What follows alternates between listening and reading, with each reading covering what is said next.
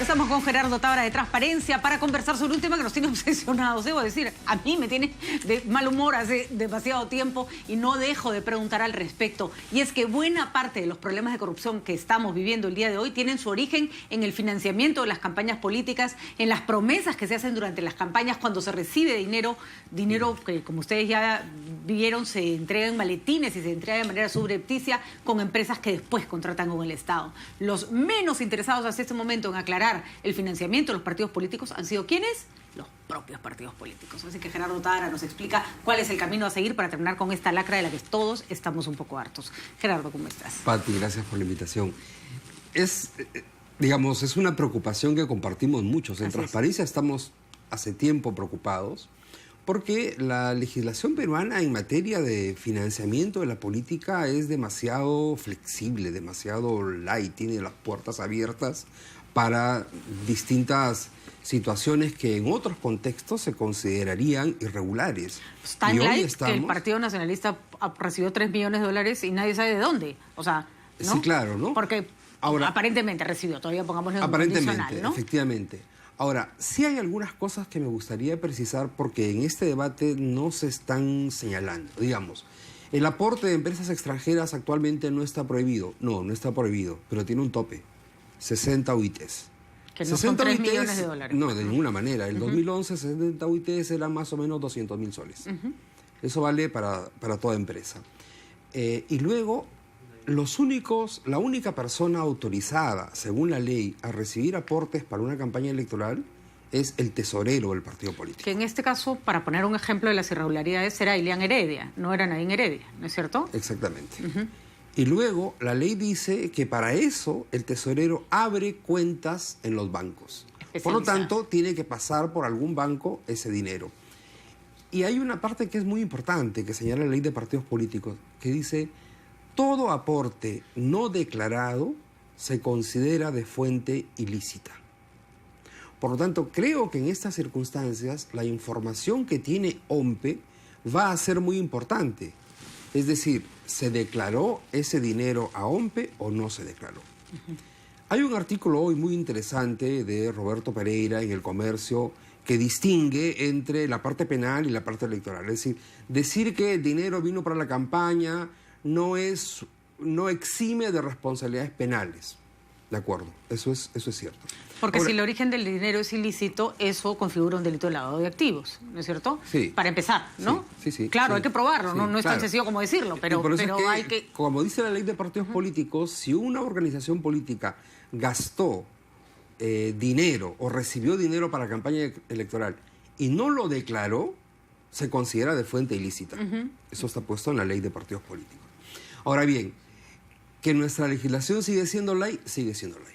¿Qué habría que ajustar, Gerardo? Para que entienda nuestro público de qué nos estamos quejando. Bueno, hay que ajustar, desde nuestro punto de vista, una serie de normas que tienen que ver con la identificación de los aportantes. Es decir, hay que prohibir los aportes anónimos. ¿Ya? Los aportes tienen que ser bancarizados siempre. Hay que restringir o reducir el margen de aquello que se llama aportes provenientes de actividades proselitistas. Por ejemplo, rifas, bingos, polladas, cócteles. Sí, pues, levantar $2 millones en un cóctel, la verdad que es tan importante esto que en la elección del 2011, la Alianza Popular, de todos sus ingresos, el 61% provenía de actividades proselitistas. ¿Ya? Y en el caso de Fuerza Popular, el 30% provenía de actividades proselitistas.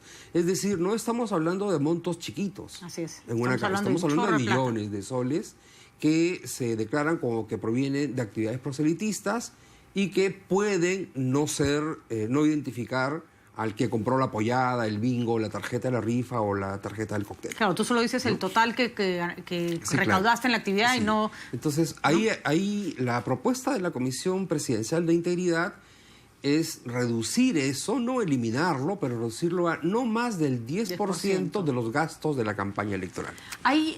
Me parece que Frente Amplio está presentando un proyecto también para regular el financiamiento de partidos políticos y ellos dicen que en la propuesta de transparencia no pone tope al gasto en campaña electoral. ¿Es realista ponerle un tope al gasto en campaña electoral? Es decir, decirle a los partidos, ustedes no gastan más de 4 millones de dólares por campaña. Digamos, es una práctica que existe en otras legislaciones.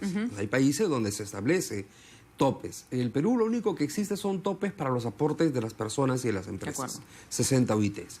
Hay países donde se establece topes a los gastos, por ejemplo, en publicidad de medios de comunicación. Hasta un cierto margen se puede gastar en televisión o no se puede gastar nada y solamente se usa lo que aquí se llama la franja electoral, por ejemplo. En el Perú, efectivamente, no se ha discutido el ponerles topes, pero sí creo que es interesante pensar en reducir los costos de una campaña electoral. Pueden ser muy caras las campañas electorales y se genera como una competencia de ver quién ofrece la mejor orquesta en el meeting, quién hace el mejor regalo durante las visitas, y eso es también una puerta abierta para buscar dineros o para recibir ofrecimientos de dinero sin luego verificar bien además, de dónde procede, ¿no? Si uno tiene... Yo sé que es una teoría, que es discutible, no estoy diciendo que sea la mejor opción, pero si uno tiene 6 partidos políticos y los 6 pueden gastar o van a gastar más o menos lo mismo, probablemente la competencia, probablemente, no necesariamente sea más justa y gane el mejor y no el que tiene más plata para poner más carteles, ¿no? Sí, de acuerdo. De hecho, hay que poner un piso común y luego se puede hacer una diferenciación. Es lo que pasa con el financiamiento público directo. El 40% se distribuye entre los 6 partidos que están en el Congreso de manera igual y el 60% en función de los votos obtenidos. De acuerdo. O sea, tiene que haber efectivamente un nivel de punto de partida común para que la competencia sea en mejores condiciones. Claro, porque además es lo que genera el financiamiento así, tan light y tan irracional, y es que al final vas a camuflar las grandes entregas de dinero en aportes individuales, pero ¿qué cosa estás ofreciendo a cambio de tanto dinero? Exactamente. ¿No? Ese es el problema, Así ¿no? es, sí. Y entonces la propuesta de transparencia que la Comisión de Integridad ha tomado y ha hecho suya también, busca ir hacia el origen del dinero. Es decir, hoy, ¿qué es lo que sucede? El partido le dice a OMPE, yo he gastado en campaña tanto dinero. Y OMPE empieza a verificar esas facturas. Lo que nosotros decimos es, hagamos al revés. Que OMPE sea la que calcule cuánto le costó la campaña a ese partido y que la responsabilidad del partido sea demostrar que ese dinero procede de fuente lícita. Es decir, dígame usted, yo sé que usted, partido X, gastó 10 millones, dígame de dónde salieron esos 10 millones. Y también, no sé si se hace, Gerardo, pero contaba Carlos Tapia que había sido tan grosero el maquillaje del dinero que aparentemente recibieron en el Partido Nacionalista, que había, por ejemplo, 3 millones dividido entre, no sé, 500, entonces todos aparecían un montón de aportantes hormiga con 534.62. Entonces tú te das cuenta por la lista... ¿Cómo va a haber, pues, 500 personas que aportan exactamente la misma cantidad de dinero hasta con decimales, ¿no? Fíjate, OMPE ha mostrado cómo en campañas incluso se ha utilizado para eso registros de programas sociales. Así es. Es decir, alguien coge un listado, ¿no? Como esos correos spams que envían un listado y dice, Pati del Río, 10 soles, Gerardo Tábara, 10 soles, 10 soles, 10 soles, 10 soles, y luego uno no se entera. Por eso ha hecho bien OMPE en abrir, y esto es bueno que todos lo sepan, hay en la web de OMPE uno puede poner su nombre y aparece si alguna vez aportaste a un partido o no. Entonces, si tú colocas Patricia del Río Labarte, aparece que aportaste a un partido al que no aportaste, entonces ya sabes que alguien ha utilizado tu nombre para camuflar dinero de procedencia desconocida, por decirlo de alguna manera. Esa es una herramienta muy útil, creo, para transparentar las finanzas de la política. ¿Ves voluntad en los partidos políticos en el Congreso de cambiar la ley? Yo creo que no la suficiente. De acuerdo. No la suficiente. Necesitamos avanzar más, necesitamos mejorar el tema, un régimen de responsabilidades y de sanciones. ¿Quién es el responsable de las finanzas en un partido político? ¿Es solo el tesorero? ¿Y los dirigentes nacionales tienen alguna responsabilidad? Es una pregunta que se ha hecho a la Comisión de Integridad y ha planteado que haya un régimen de responsabilidad. Hoy existe solo como sanción la multa. Si descubres que no declaraste el dinero, que multa. Ok, pero la multa no la paga nadie. Así es. Entonces, ¿qué es lo que planteamos? Sanciones políticas.